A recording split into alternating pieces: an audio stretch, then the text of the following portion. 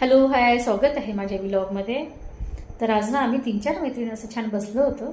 आमचं थोडं शॉपचं काम असल्यामुळे आणि तिथे अशी लाडक्या बहिणीच्या पैशांची चर्चा निघाली आणि मी त्याच्यावर सहज म्हटलं की ठीक आहे, बंद झाले तर झाले, पण ज्यांना गरज आहे त्यांना मात्र ते पैसे मिळावे, असं मी सहज म्हटलं.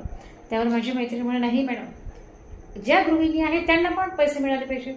कारण कसं आहे ना, ज्या दरिद्र रेषेच्या खाली जे येतात कुटुंब, त्यांना गव्हर्नमेंटच्या बऱ्याच स्कीम असतात.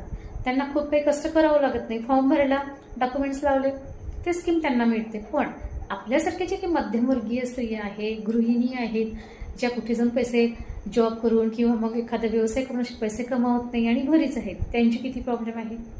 घर आहे, बंगला आहे, गाडी पण आहे, सगळंच आहे, सुविधा नाही असं नाही, सगळंच आहे. पण प्रॉब्लेम असा आहे की पैसा नाही आहे. आणि कसं आहे, आधीच्या गरजा खूप कमी होत्या, पैसा कमी लागायचा. मात्र आज गरजा खूप वाढल्या, पैसा नाही आहे. त्यामुळे मग त्या गृहिणीची खूप फजिती होतं, पंचायत होतं. आणि नवरा पैसे देतो, हिशोब घेतो, 500 मागा 200 देतो, 200 मागितले 50-100 रुपये मिळते. हाही एक प्रॉब्लेम आहे. बरं, आईवडिलांनी लग्न करून दिलं, त्यांनी सरळ सांगितलं लग्न झालं तिकडेच बघ, तिकडे पण जाता येत नाही, इकडे पण जाता येत नाही. मग आमच्यासारख्या गृहिणीनं करायचं काय, आहे ना प्रश्न.